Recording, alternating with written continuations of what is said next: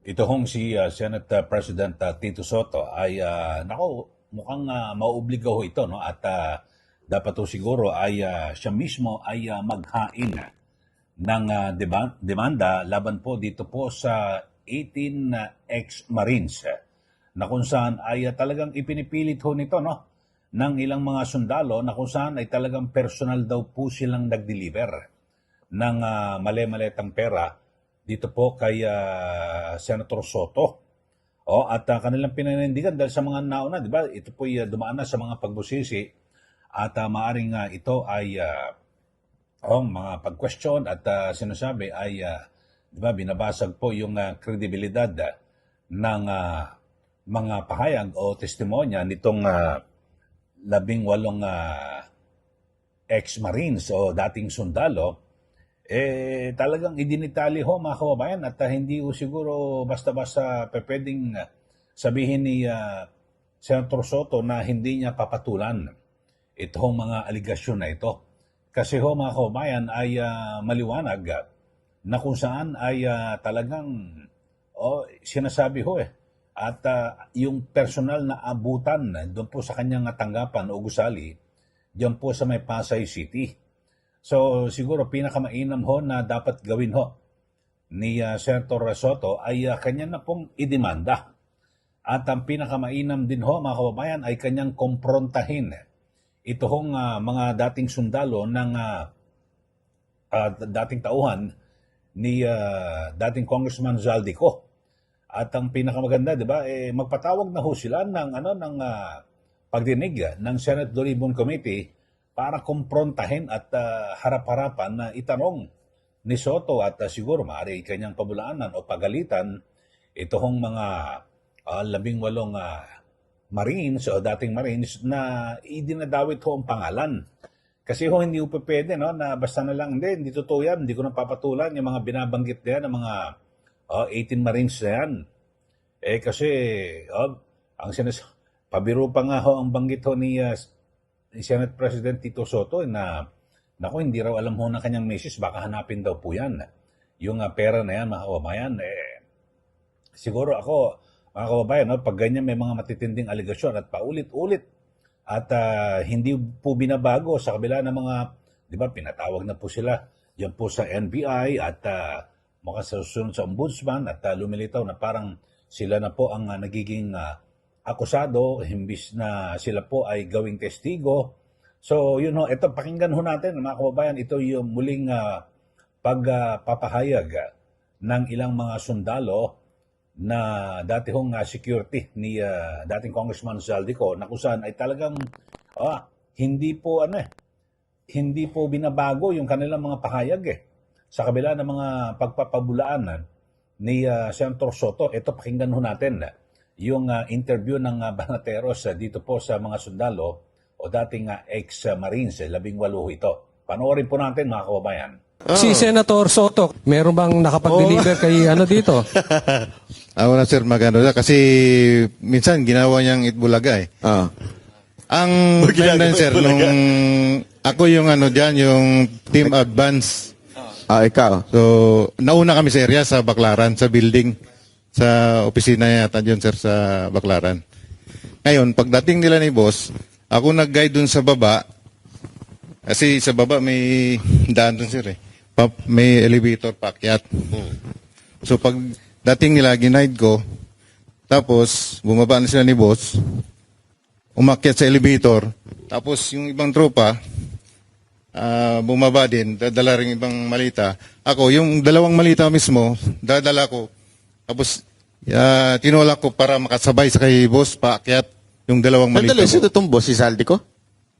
Sino yung boss? Si Boss Zaldico po. So, kasama si Zaldico na nag-deliver kay Soto? Opo. May nagsalubong lang na Elevator. sa elevator. Tapos kasabay niya paakyat. Tapos yung malita kasabay rin po. So, sino tumanggap? Sino tumanggap pagdating sa taas? Kasi hindi na kami umakyat no sa taas. So yung mga boss na lang ang nag-usap? Opo. Kasi building po ni Senator Soto po yun. So, pero okay. Building ni ano? ito pong building na to kay talaga Ayan, confirm kay Senator Soto. Opo, kasi may, nakalimutan ko pero may pangalan doon sa taas eh. Baka tanggalin na nila yun.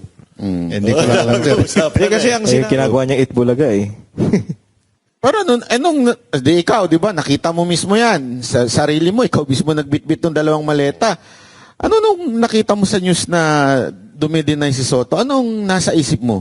Sa isip ko, sir, parang natatawa lang ako sa sinasabi niya na baka hanapin ng misis niya yung malita na yun.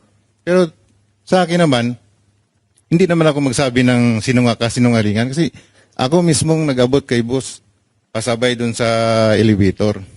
Kung alam mo, kung totoong di umano nag-deliver kay Soto at hindi alam ng asawa, saan kaya napunta yon? Ay, yun lang. Yari tayo dyan. Yan po ang pahayag no, ng ilang mga sundalo at talagang pinaninindigan ho eh. At wala pong kagatol na talagang sinasabi ho nila, hindi. Alam nila na nag-deliver ko sila ng pera. Eh ako naman ho, pananaw ko lang ho ito at suggestion, dapat kasuhan na ho mismo ni SP Soto itong mga sundalo kasi kung talagang walang katotohanan at pawang kasinungalingan kasi hindi ho pwede at higit po sa lahat, paharapin po sa isang pagdinig dyan po sa Senado, sa Senate Briefing Committee para, di ba, pwede niyang kumprontahin yun at ipitin. Di ba, halimbawa, under oath ka, pag napatunayan na nagsinungaling ka rito, pwede ka makasuhan ng perjury at higit sa lahat, agad na pwedeng ipakulong po ng mga senador, di ba? Diyan po sa Senado. O ipakontempt dahil sa pagsisinungaling, so agad na makakaganti ho siya. Di po ba? Itong si SP Soto. Kung hindi po totoo yung mga aligasyon laban po sa kanya. So ganyan po magiging implikasyon, di po ba? Kasi ang tanong nga ho rito dapat sana idemanda. Kasi pag nagkademandahan ng mga kababayan, doon magkakaalaman kung totoo ba o gawa-gawa o invento lang ho nito mga nag-aakusa sa napakaraming mga opisyal ng ating pamahalaan. Marami ho mga binambanggit dating Senator Trillanes, Congresswoman Leila de Lima, marami sila binanggit pero ito lang muna sa episode natin, yung pag-uusapan natin, yung kay SP Tito Soto. At sa kabila niyan ay, di ba, nung nakaraan ay pumayag na po itong si Senator Ping Lacson na muling magsagawa ng investigasyon, di po ba? Tapos ay ang tinatanong lang po ni Senator Marcoleta ay kung kailan, anong petsa at anong oras. Nakakagulat ho mga kababayan, biglang umeksena ito nga si SP Soto at kanyang sinabi na tingnan mo natin, dapat ipaaral muna yan dahil sa baka naman may may mga balakid dahil sa meron daw pong pending na kaso itong 18 ex-Marines o cyber libel. So, dapat ipaaral daw po muna sa Senate Committee on Rules. Alam nyo ho, mga kababayan, kahit sino hindi po nakapagtapos ng abogasya, o kahit siguro hindi pa nakapagtapos ng kolehiyo, o high school, o elementarya, napakasimple lang naman ho, mga kababayan Kahit ba may kaso yan pero pwede namang isama sa mga pagdinig ho sa Senado. Sa mga nakaraan nga di ba, may mga nakakulong O pinapapunta nila, pinapatestigo, di ba, sa mga congressional inquiry. Bakit ito hindi? So, pagtutugma-tugpain ho natin at pagtatagpi-tagpiin ho natin, parang, bakit ganun, no? Ako napaisip ho ako Bakit ganun ang naging asta ni SP Soto? Kasi baka tuloy, pwede ho na maging persepsyon at isipin ho ng publiko na kung baka kaya totoo kaya? Marami ho mga tanong, totoo kaya yung sinasabi ng mga sundalo? Kasi bakit dapat ho mas nung banggitin ho ni SP Soto, ng mga sundalo, yung pangalan ni SP Soto, mga kababayan, dapat nga ho kung ako ho yun, imbis na pabulaanan, tapos hindi naman totoo, ipatatawag ko ho mismo agad sa Senado yung mga yan para kumprontahin. Mas maganda yung kumprontasyon, mga kababayan, habang nasa Senate Briefing Committee hearing, tapos, di ba, pagtatanungin mo, lahat ng mga detalye, paano mo nalaman na tumanggap ako ng ganito? Kung kasama ka ron, saan bang building yan? At paano mo sinabi na ganito? Hindi totoo yan. Ni minsan ay hindi ka pa nakapunta sa aking tanggapan sa opisina dyan sa Baclaran sa may Pasay. So dapat ganun ho, di po ba? Ipitin mo, tapos pag naipit, pwedeng ipakulong, ipakontempt natin, ikulong sa Senado. Di ba? May mga ganun ho na pwede. Kung talagang hindi ka po tumanggap. Kaya lang, yun nga ho, magiging perception ho, mga kababayan, dito ho, talagang, baka naman kaya totoo. Kasi ang inaantay ko dito ho kay SP Soto, demanda niya na ho yan. Kasi nakasisira po ito sa kanyang imahe. At maaaring maapektuhan din po yung kredibilidad at imahe mismo sa kabuuan ng Senado. Kasi bilang isang pinuno o leader ng Senado, di ba? Pangulo po ng Senado Tapos lilitaw, ninabanggit na di umano na tumanggap ng maleta na pera mula kay Zaldico at ang nagpapatunay yung mga dating security ni dating Congressman Zaldico. Kasi kung talagang ang sinasabi nga na iba, ano mapapala ng mga sundalong ito? Bakit kailangan nilang isakripisyo at ilagay sa balag ng alanganin yung kanilang buhay at ng kanilang pamilya? Ito, matagal-tagal na, ilang araw na rin ho ito mga kaubayan, tumatakbo, pero hindi ho nagbabago yung mga pahayag o testimonya nitong 18 ex-Marines. Kaya nga may binabanggit nga ho, itong si Senate President Pro Tempore Ping Lacson, ang chairman po ng Senate Blue Ribbon Committee, na dapat daw po ay ayusin. Kasi hindi raw ho sila, hindi pa naman isinasara ang pinto, handa raw po magpatawag ang Blue Ribbon Committee ng pagdinig. At pero ang sabi, ayusin daw ho muna yung mga affidavit. At ayon kay Lacson, mahalaga munang maitama yung mga detalye sa mga sinumpaang salaysay bago magsagawa ng formal na pagdinig sa Senado. Siguro, wag naman, kasi ang sinasabi, isa raw sa mga bahaging imposible, napaka-imposible, ay itong 805 billion pesos na anya ay tila insulto sa talino ng mga Pilipino. Alam niyo ho, Senator Lacson, ang pinakamainam ho rito na gawin, hindi na kailangan baguhin Kahit wala na ho ang affidavit niyan Dahil pagdating ho nila sa Senado ay manunumpa naman po sila doon Di po ba? At bawal po silang magsinungaling dahil sa maharap po sila sa kaso. At mas maganda nga ho yan yung binanggit ho nila na 805 billion pesos, doon mo ipitin. Di ba? Na napaka-imposible. Hindi yung itatama pa sa affidavit. Bayan. Ang pinakamainam ho, doon na nila, doon mo na kumprontahin. Paano at yung computation mo. Ito, mali yan, 805, napaka-imposible. Ilang beses kayo nag-deliver. So, mas maganda ho sana sa, mismong sa Senate Blue Ribbon Committee hearing, di ba? Yun lang naman aking pananaw, mga kababayan. Kasi tapos, kaya nga ngayon, may binabanggit din itong si Atty. Levy Baligod, yung legal counsel ng 18 ex-Marines.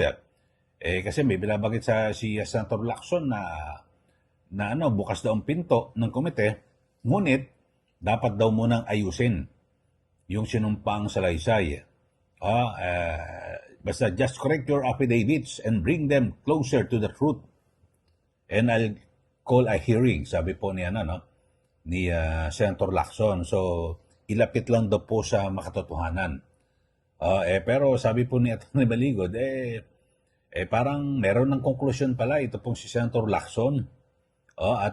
So, maaring wala na raw pong maging saysay o walang magandang patutunguhan yung gagawing hearing ng Senate Blue Ribbon Committee dahil sa, meron na ng konklusyon wala na po. Useless na po ito, mga kababayan. Kayo ho, ano ang masasabi niyo ho rito sa issue natin pinag-usapan? Ako, yung pinaka punto ko ho rito, mga kababayan, kasi ang daming beses na nagpa-interview kay Jessica Soho, nagpa-press con itong 18 ex-Marines, tapos ngayon sa Banateros, talagang iisa ang kwento, ganun pa rin ho ang kwento at hindi po nababago ang kwento. Kung inyo pong titignan at susubaybayan, lumilitaw ho mga kababayan, kasi alam nyo ho, pag minsan kung gawa-gawa lang yung kwento Itanong mo ngayong araw na ito, tapos makalipas sa mga 3 araw, itanong mo ulit, may iba na yung sagot eh. Kung kwento-kwento lang. O gawa-gawa lang ho, yung mga aligasyon na yan, di po ba? So, kayo ho, ano masasabi nyo rito? Kasi kung talagang hindi po totoo, eto dapat ho, ang pinakamainam po na gawin ni Senate President Tito Soto ay magpatawag po siya agad ng investigasyon dyan po sa Senado bilang Pangulo ng Senado dahil siya po, yung kanyang pangalan, yung kanyang imahe ay nakasalang ho rito. O yung kanyang kredibilidad na dapat ho sa lalong madaling panahon ay malinis o linisin. Ito hong mga aligasyon na ito ng mga sundalo, di po ba ganun dapat? O kayo, sige, magbigay na po kayo ng comment dito po sa ating pinag-uusapan ngayon. O tama ho ba na ito pong si Senator Soto, ang sabi niya ay, naku, wag na lang, hindi ko papansinin yan. At parang minaliit niya na lang ho. Pero ako, pananaw ko lang naman ho ito, kayo ho, anong pananaw niyo? Na dapat idemanda niya at ipatawag po sa Senado para kumprontahin, harap-harapan, ikaw, ano sinasabi mo sa akin na nakatanggap ako? Ikaw, sabi mo, pumunta ka sa building ko. Pwedeng ganun eh. Di ba? Kaso wala po eh. Kayo na ho, sige magbigay na po kayo ng comment dito po sa ating channel at patungkol sa pinag-uusapan natin na ito pong si Soto, dapat magdemanda at pasinungalingan yung mga aligasyon laban sa kanya ng 18 ex-Marines. Sa mga bago lang po sa ating channel, subscribe na po kayo. At syempre yung aking Facebook, Eli Saludar, paki-follow rin po. Maraming salamat. Muli ito po si Ka Eli. Magandang araw po sa ating lahat.